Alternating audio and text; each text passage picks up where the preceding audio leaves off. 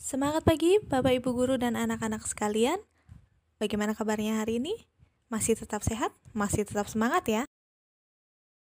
Seperti biasa, mari pagi ini kita bersama-sama merenungkan firman Tuhan sebagai dasar bagi kita untuk melaksanakan kegiatan kita hari ini.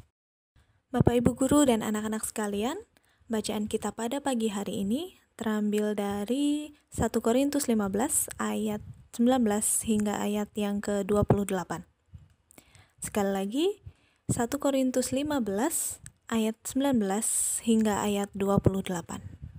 Saya akan bacakan untuk kita semua. Jikalau kita hanya dalam hidup ini saja menaruh pengharapan pada Kristus, maka kita adalah orang-orang yang paling malang dari segala manusia. Tetapi yang benar ialah bahwa Kristus telah dibangkitkan dari antara orang mati sebagai yang sulung dari orang-orang yang telah meninggal. Sebab sama seperti maut datang karena satu orang manusia, demikian juga kebangkitan orang mati datang karena satu orang manusia. Karena sama seperti semua orang mati dalam persekutuan dengan Adam, demikian pula semua orang akan dihidupkan kembali dalam persekutuan dengan Kristus. Tetapi tiap-tiap orang menurut urutannya, Kristus sebagai buah sulung, sesudah itu mereka yang menjadi miliknya pada waktu kedatangannya.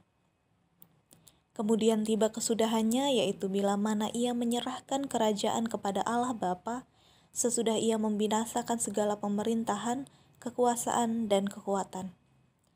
Karena ia harus memegang pemerintahan sebagai raja, sampai Allah meletakkan semua musuhnya di bawah kakinya. Musuh yang terakhir yang dibinasakan ialah maut, sebab segala sesuatu telah ditaklukkannya di bawah kakinya. Tetapi kalau dikatakan bahwa segala sesuatu telah ditaklukkan, maka teranglah bahwa ia sendiri yang telah menaklukkan segala sesuatu di bawah kaki Kristus itu tidak termasuk di dalamnya. Tetapi kalau segala sesuatu telah ditaklukkan di bawah Kristus, maka ia sendiri sebagai anak akan menaklukkan dirinya di bawah Dia yang telah menaklukkan segala sesuatu di bawahnya, supaya Allah menjadi semua di dalam semua. Renungan kita pagi hari ini diambil dari Renungan Wasiat hari Selasa 21 April 2020 dengan tema Satu Perbuatan. 1 Korintus 15 ayat 22. Karena sama seperti semua orang mati dalam persekutuan dengan Adam, demikian pula semua orang akan dihidupkan kembali dalam persekutuan dengan Kristus. Efek domino adalah sebuah efek kumulatif yang dihasilkan saat satu peristiwa menimbulkan serangkaian peristiwa serupa. Istilah tersebut lebih dikenal sebagai efek mekanikal dan dipakai sebagai analogi barisan berjatuhan dari domino-domino karena satu tindakan dorongan kepada satu domino yang disusun berdekatan satu sama lain. Wikipedia 2019. Kepada jemaat di Roma, Rasul Paulus juga pernah menjelaskan kaitan antara Adam dan Kristus dalam Roma 5 ayat 12 hingga 21.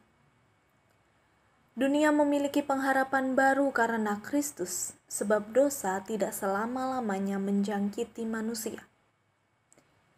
Jika karena perbuatan Adam manusia ada dalam ikatan kuasa dosa, maka karena perbuatan Kristus manusia ada di dalam ikatan kuasa kasih anugerah Allah yang menyelamatkan. Kristus menjadi jalan masuk pada kehidupan yang baru bagi setiap orang yang percaya. Seringkali orang memandang remeh satu perbuatan yang dilakukan dalam kehidupan, entah perbuatan kejahatan maupun perbuatan kebaikan. Ada yang beranggapan bahwa satu perbuatan jahat dapat dimaklumi ketimbang perbuatan jahat yang banyak. Sebaliknya juga, kadang satu perbuatan kebaikan dirasakan kecil dampaknya dibandingkan perbuatan kebaikan yang dilakukan secara masif. Namun, kini kita menyadari bahwa satu perbuatan, entah kejahatan atau kebaikan, berpotensi menghasilkan dampak yang besar bagi dunia ini. Karena demikian, mulai hari ini jadilah cerdas dan cermat dalam melakukan satu perbuatan. Jadi Bapak, Ibu Guru, dan anak-anak sekalian, renungan kita pagi hari ini mengingatkan kita bahwa satu perbuatan yang kita lakukan, baik itu kejahatan maupun kebaikan, dapat memberi dampak yang luar biasa bagi orang-orang di sekitar kita. Jadi, mana yang mau kita pilih?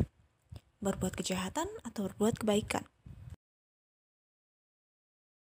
Tentunya kita harus memikirkan dampak apa yang akan terjadi dari perbuatan yang kita lakukan. Keputusan ada di tangan kita. Mari kita berdoa. Terima kasih Tuhan atas firman-Mu kepada kami pagi hari ini yang mengingatkan kami untuk kami tetap mempertimbangkan dampak dari setiap perbuatan yang kami lakukan. Ajar kami Tuhan untuk kami memilih perbuatan yang baik, sehingga kehidupan kami dapat menjadi berkat bagi orang-orang di sekitar kami, terlebih memuliakan nama-Mu saja. Terima kasih Yesus, tak henti-hentinya kami berdoa bagi Indonesia dan dunia saat ini yang masih dalam pandemi COVID-19 atau Corona. Ya Tuhan, kami berharap dan berserah kepadamu, kiranya semua ini segera berakhir sehingga kami dapat kembali beraktivitas seperti biasa, tanpa ketakutan, tanpa kekhawatiran, ketika kami harus bertemu, berjumpa, bercanda tawa dengan orang lain. Kami juga berdoa bagi kegiatan belajar mengajar kami pada hari ini, baik Bapak Ibu Guru maupun anak-anak kami. Engkau beri kami hikmat, kebijaksanaan, kekuatan, dan kesehatan, sehingga kami dapat menjalani hari ini dengan sukacita, dengan perlindungan dari-Mu. Terima kasih Yesus, di dalam nama Tuhan Yesus Kristus kami telah berdoa, mengucap syukur, dan serahkan kegiatan kami sepanjang hari ini. Amin. Oke, demikian renungan kita pada pagi hari ini. Kiranya dapat menjadi tuntunan bagi kita dalam kita melakukan setiap perbuatan kita. Selamat belajar bagi anak-anakku dan selamat mengajar bagi Bapak Ibu Guru. Kiranya kegiatan belajar mengajar hari ini dapat berjalan baik dan berjalan lancar sesuai dengan rencana. Tuhan memberkati.